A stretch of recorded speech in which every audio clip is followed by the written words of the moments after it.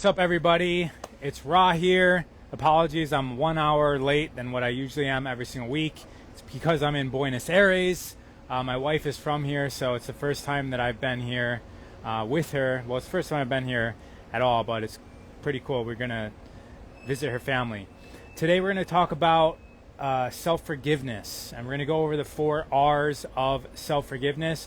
I do get quite a bit of questions about grief and how to get rid of grief, especially from this community, because a lot of what we're doing is transforming trauma and getting rid of the trauma that's in the tissues of the bodies, right? Issues are in the tissues. So I'm going to cover the 4 R's of self-forgiveness, being the first one is responsibility, the second one is remorse, which is a funny R. The third one is it's not retribution. I always forget the third one. Restoration. Responsibility, remorse, restoration, and the fourth R is one sec.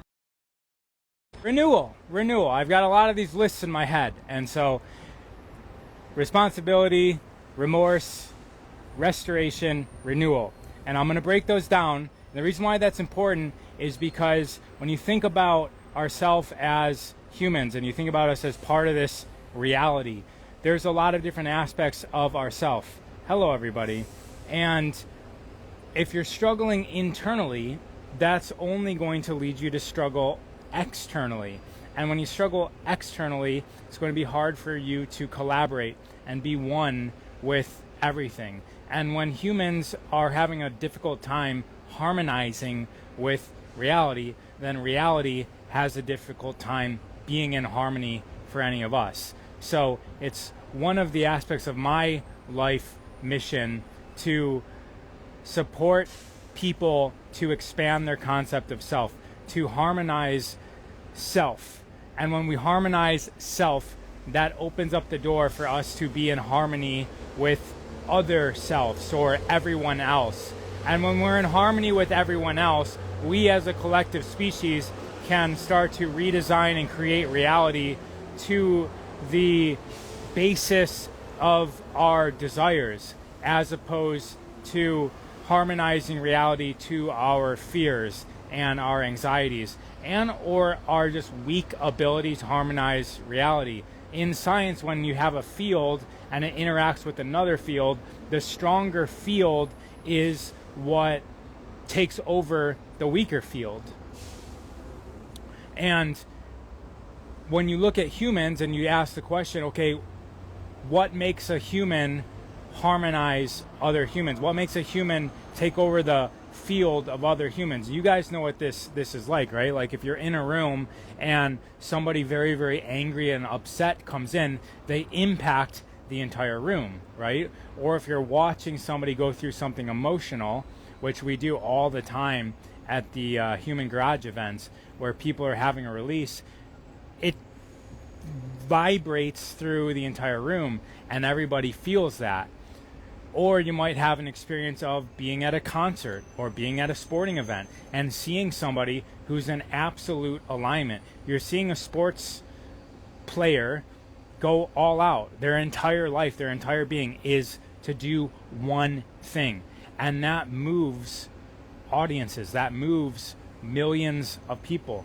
Same thing with like pop stars, like someone like what Michael Jackson used to do. Like people would burst out in tears just being around him, just being 10 feet from him. They would be sobbing and crying because there's this point that we can get to where we're influencing people. And if the people haven't ever felt that in their life because their own state of being is not ever at that completely aligned state, it can be very overwhelming. And so the key here is to be in alignment. When we're in alignment with self, that makes us more powerful. And power really isn't the right word here, because how we use power is like like the field that I was just talking about. So I guess it is the right word to correlate with the example that I was laying out. However, if we were to put like an achievement or a goal or a target, the target isn't necessarily to have power and to take over the space around us. It's harmony. Can we have harmony within the self? And then we will step into and magnetize and harmonize and attract around us other fields of energy that vibrate at that same frequency. There's a whole way, a whole philosophy of living where you acknowledge that reality around you is a potential that you are in vibration with. So I just heard somebody speaking about this regarding AI, and that AI, artificial intelligence, has always existed, but you and I right now in our reality, we are in sync. We are in vibration enough to allow for that potential to materialize and manifest in our world. And so we are harmonized with that. Just like if you think about just any technology that we've ever created, it's always existed. It always has had the potential of being there. It's an intelligence that we didn't make, we discovered it. We discovered it because it was already there. And especially when you take into consideration that linear time is an aspect of perspective that we are experiencing as material humans. Linear time essentially could be said to be an illusion, and that the universe doesn't operate so much on the linear time that we perceive.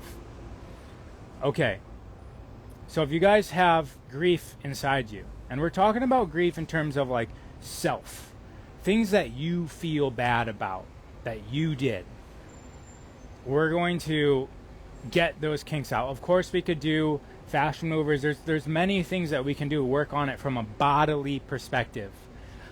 My gnosis on this whole thing, and this is why when you guys do the, I'll validate what I'm about to say with some more maneuvers.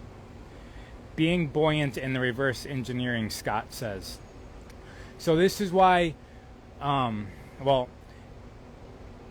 this is why, hold on. Let me restart that. We must be in sync with our body, our mind, our emotions, which is our energy, and our actions. And that's what is going to harmonize the field around us.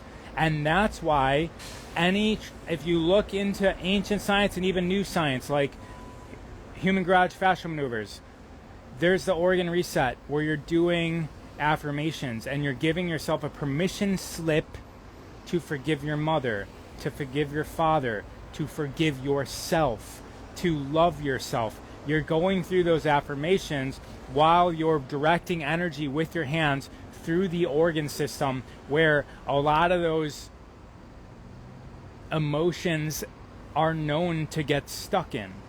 And so that's what the organ reset's about, is we're taking the enhanced energy flow of the hands and we're clearing out those blockages, and we're doing it by reprogramming the mind once the whole body is completely cleared up from fascial maneuvers. Now, yoga is the same way. Like, yoga in the West is like you go to a class and you go and you sweat and you exercise, but that's not what yoga is, right? It's like the asanas is like 1% of what yoga is. And there's ancient Egyptian practices and ancient Hindu practices, and there's all these lineages where it's not just one thing. It's not how we do it in the West, which is let's separate all of the different components and then we make subject matter experts in those components. The problem with that is that in theory that makes sense, to make subject matter experts so that we can really dissect and emphasize one aspect of a whole.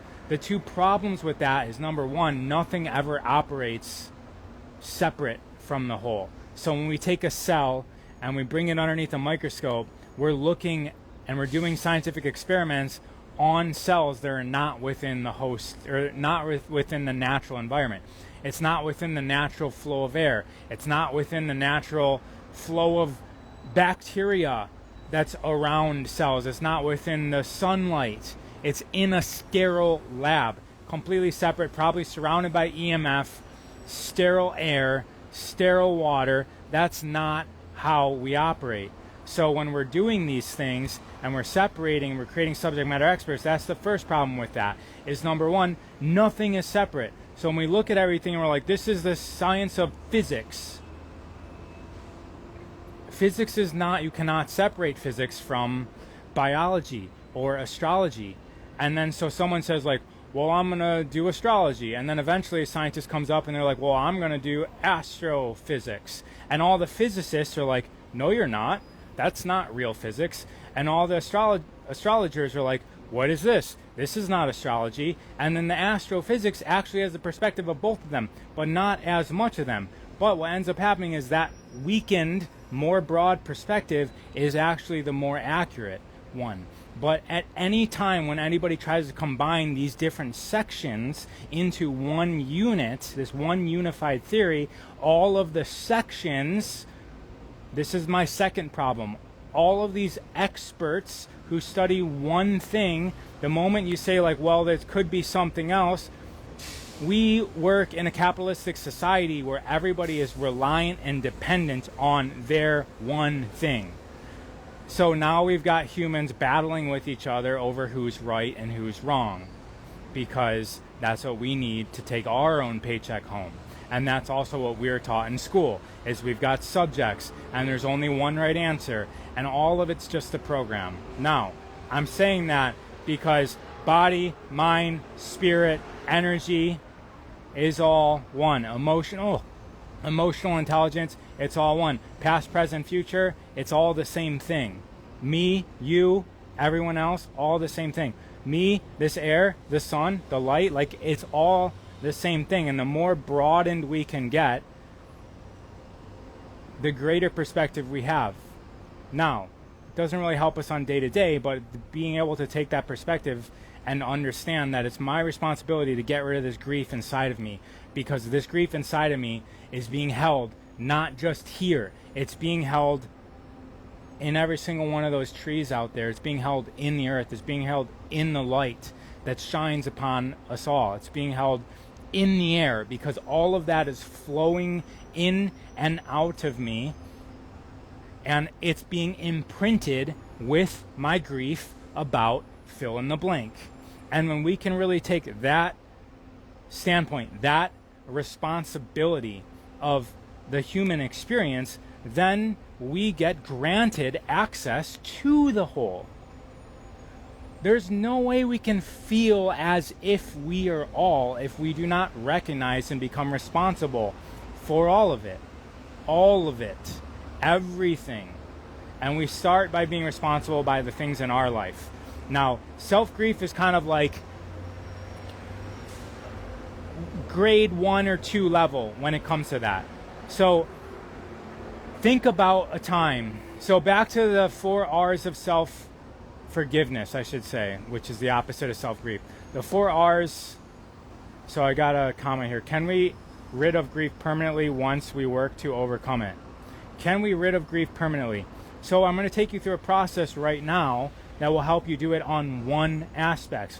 And like I said, it's grade 1 or 2. And once you learn, just like when you learn anything, it's you're learning a little bit, and then you start to really master the craft. And then it becomes something completely opposite of what you even thought it was in the beginning. So today we're going to be talking about self-grief as if it's something to get rid of, as if it's, as you posed in this comment, something to overcome. But once you master self-grief, you realize that it's not something to overcome, and that it's something that we embraced for a reason, and that there's a reason why we went through these scenarios, and then we actually start to cherish them and have fond relations with these aspects of ourselves.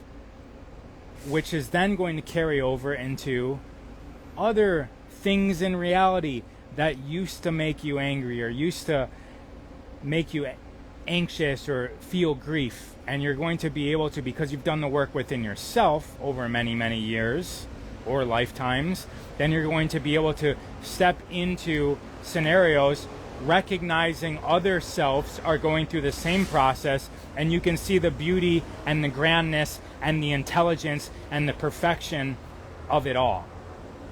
So that's kind of like level 10 of this, and we don't really need to even go there until if we've still got grief inside of us right now that we cannot overcome, then we're not going to be able to do the other stuff. And that's kind of one of the important things of being like a teacher, is to know where somebody's at on that scale and talk to them at the appropriate level.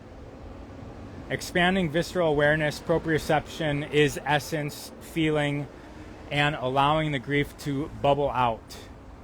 Expanding visceral awareness. Yeah, so that's what the second R is about.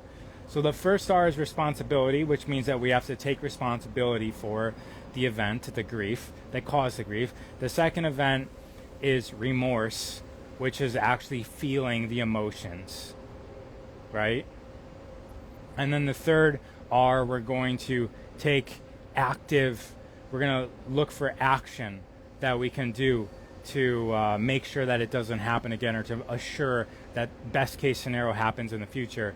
And then the fourth R, which is renewal, is about like growth. It's about recognizing that we're renewed because we did that.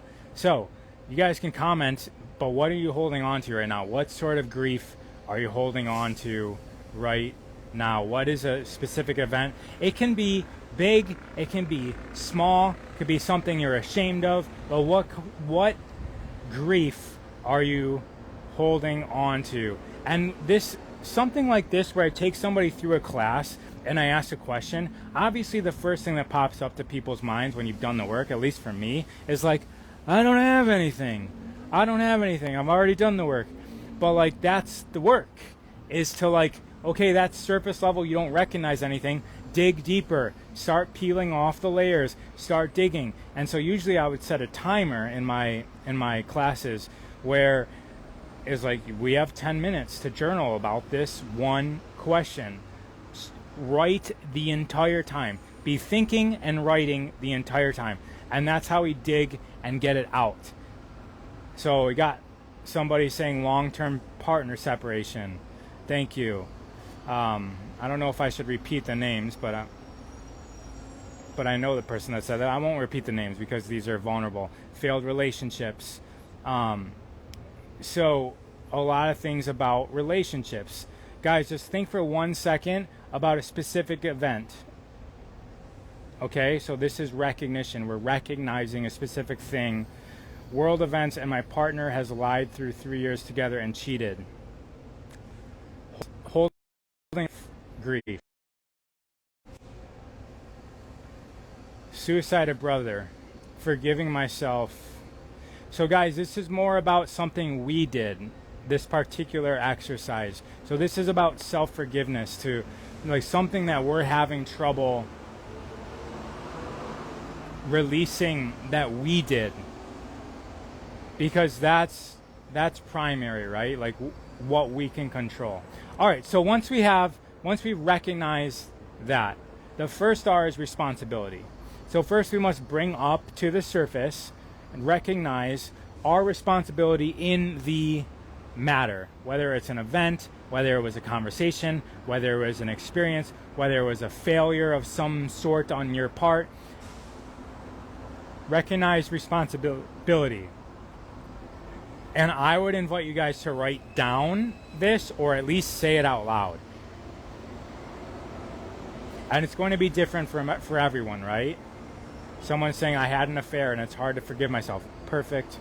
Not perfect. Well, yes, perfect that it happened that way, but perfect comment is what I was referring to. Grieving that my children don't really need me anymore and are young adults. letting depression take over my decisions and not letting me change my state. All right, so like for that one, what responsibility do you have for that event? I've struggled with alcohol. Thank you guys for these comments. They're helping a lot of people, you guys writing them down. All right, so also if you want to write down what your responsibility is for that. And guys, imagine taking 5 minutes to do that. So right first you're like, XYZ, right off the top of my head, this is why I know I'm responsible, yada, yeah. But like that's surface level. So we got to get away from the surface level and like, how are you really responsible for this? And I'm just going to pause.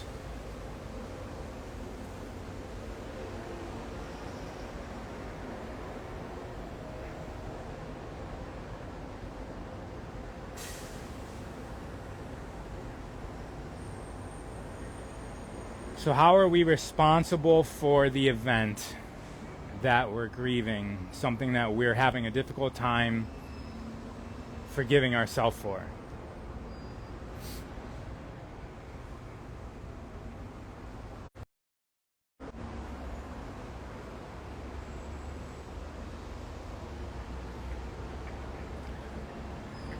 Okay, so responsibility was the first R. The second R now is remorse.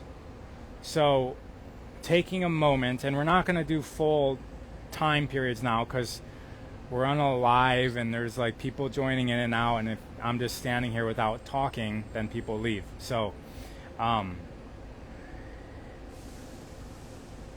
neglected myself and punished myself. I'm still reading comments. All right. How do you self-forgive? We're going through that right now. I had this thought come to me yesterday. Great. So we're going through it right now. So first, you accept responsibility. So we've only done one of the 4 parts.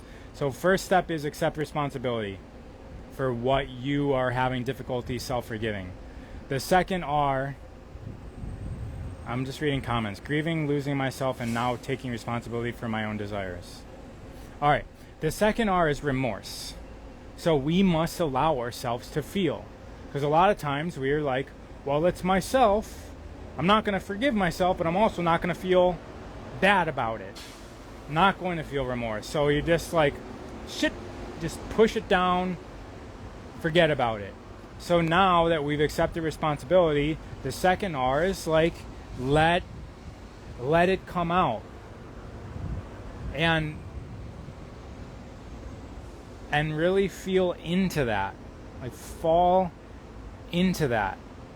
And you can even ask yourself the question, where do I feel this in my body? And how does it make me feel?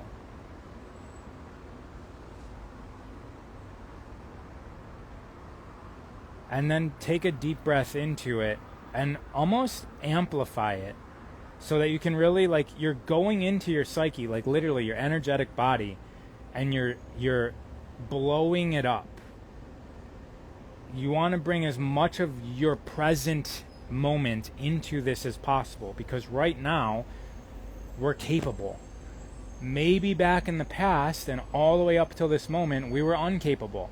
So that thing has like a shell around it.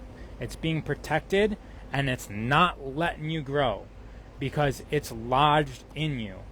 So unlodge it and expand it. Breathe into it, feel it. I'm not saying it's going to feel good. And it might though. It might feel like a release. But just acknowledge where it feels in your body and let it grow so that it doesn't have to stay hidden anymore. It's like we don't need to hide this feeling. Lots of abuse, comments coming in. Worthless, weak, and chest pain. Alright, so if you're watching the recording on this, you can of course pause this, but I'm going to move on. So the first R of self-forgiveness is responsibility. The second R of self-forgiveness is remorse. We actually feel remorse. See, like what that actually is. We're usually taught not to feel that, especially in like the self-help, spiritual, conscious community. But like we feel it to let it flow, to activate it, to get it to move through the body. And usually a lot of other thoughts and emotions will come up attached to it, and ideas. Take note of that. The third R is restoration. And restoration is about you restoring. I was going to say fixing, but it's a restoration of integrity, so that you can make a commitment to yourself that this thing happened for you to learn from, and now you're committed to action so that the opposite of it is allowed to happen, and that it doesn't continue on holding you back, continue on giving you fear, continue on giving you feelings of self-worth and apathy and anger at yourself. Because a lot of times, guys, this is the first thing they teach us. Like literally the first thing, at least, how long ago was it? 25 years ago when I started going to college. Yeah. That's weird. 25 years ago? So 25 years ago, the first thing they teach you in psychology, and I even think in my psychology in high school they would have taught me this too, but the first thing they teach you is the things that you hate about other people are the things that you hate about yourself. And the things that you love about other people are the things that you love about yourself. And so as we do this work in ourselves, we will start to love externally at a greater capacity, which means we become more lovable. So, responsibility, remorse, feel the feelings right now is really setting actions, restoration. How can we restore integrity? So if we did something, allowed something to happen, that's what we're not forgiving ourselves for, we need to restore integrity. How can we rebuild our environment, our actions, our programs, our habits, our language, our relationships, our commitments to ourselves, so that this doesn't happen? Punishment and humiliated for years by many. Brutally honest here, yes.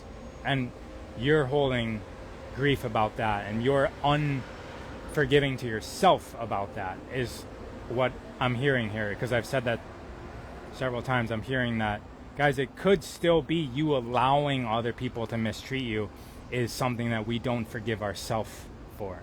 And so doing this work allows. All right, so C. Shelley's saying, responsibility plus remorse plus restoration of integrity equals how to have self-compassion and forgiveness. Yes. And so those are the first 3 R's. My mom is a psychologist. So the fourth R is renewal. So we got responsibility, remorse, restoration. The fourth R is renewal. So we restored, we're taking action steps, we made a commitment. Now, because we accepted responsibility, felt the feelings, restored integrity, the fourth R is renewal. So now it's about your growth, your commitment to grow. What is possible now? And you can ask yourself the question, now that I have done this, what is possible for me? And it's a really good time to ask yourself that question once you did all 3 of these things, because sometimes it's like easy work going into the past, and then when you're talking about like, okay, now I'm this fresh seed that's cleaned off and I'm really ready to burst through the soil and be exposed to a whole new environment, that can be scary. And we can just skip over that part. But then what happens? Then we like, okay, so instead of being a broken seed, you're a restored seed, but you're still in the ground. You haven't ever done the step to imagine and visualize and commit and intend on, like, what is next? What is next? And so it's important, because I mean, it might have even been hard, and now this is like, well, I did the hard work. No. Like, committing to a new reality, guys. Committing to design a new reality. That's like the stuff that we do about the past and reworking everything. That's, as I was saying earlier, that's like level 1, level 2 stuff. And we're doing it in the present moment only because it's stopping us from being a creator now. And so we can't just be spending our entire life healing and fixing and trying to find out what's wrong. That was my issue with psychology. And there's sections of psychology that don't do this, but the main classic psychology is like, sit on the couch, not moving your body, right? Just sit on the couch, lay there, and tell me what's wrong with you. And there's more to it than that. That's like getting somebody from -10 to 0, right? But what about 0 to +10?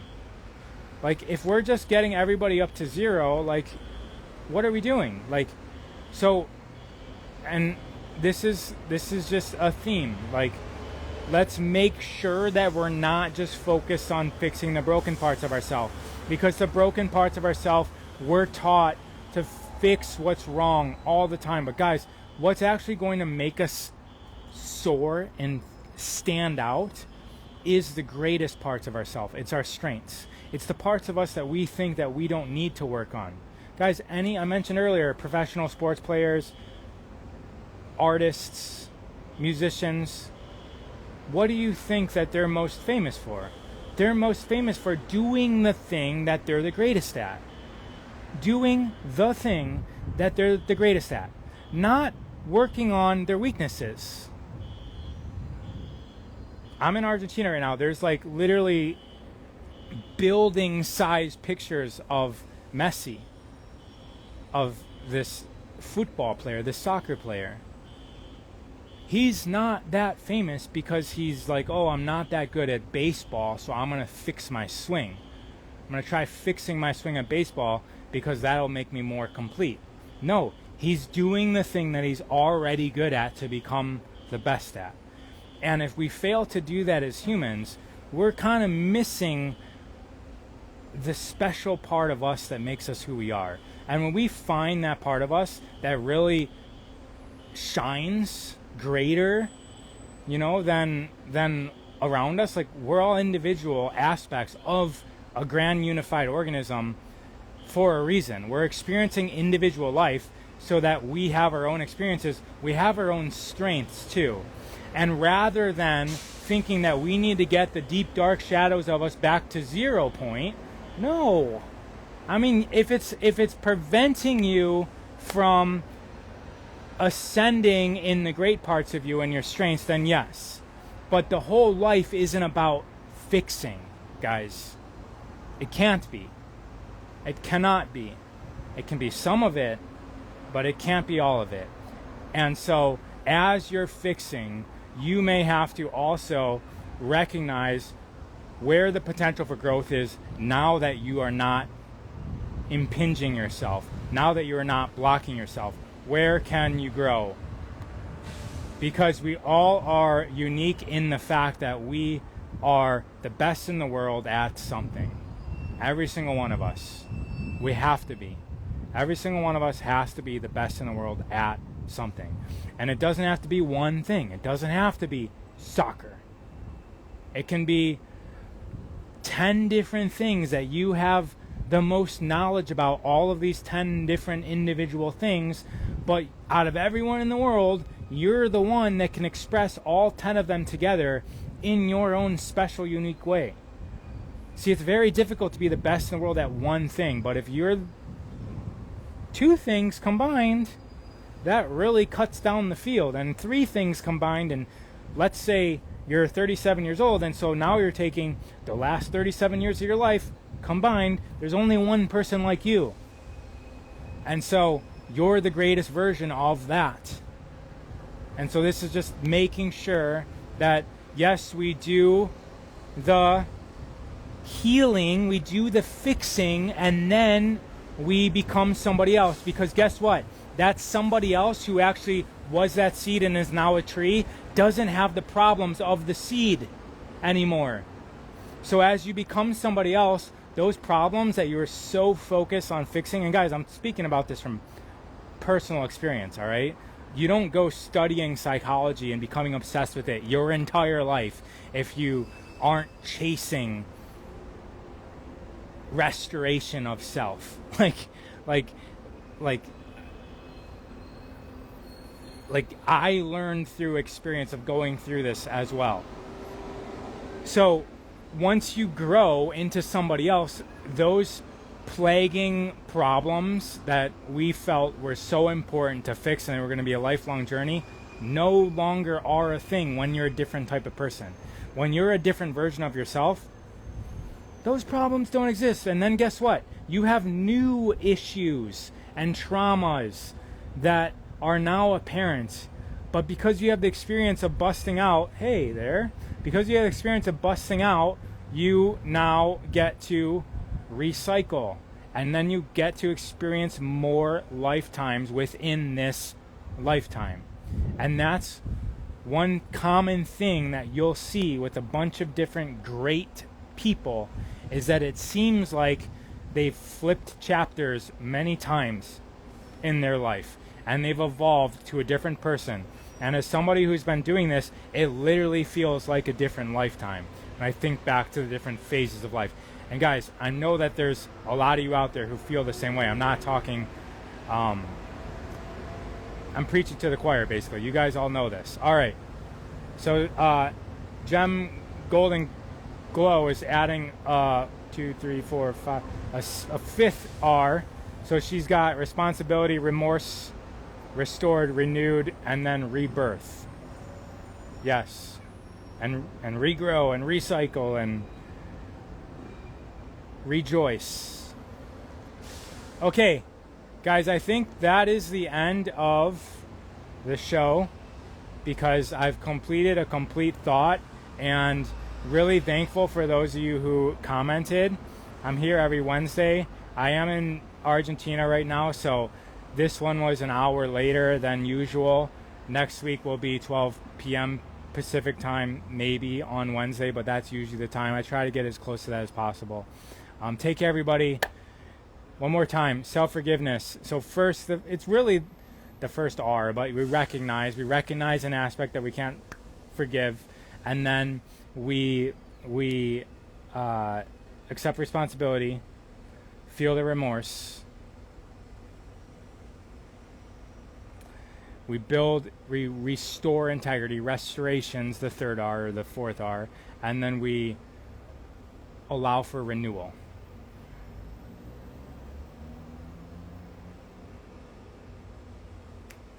I was going to repeat them, but I didn't. I just did it in my head.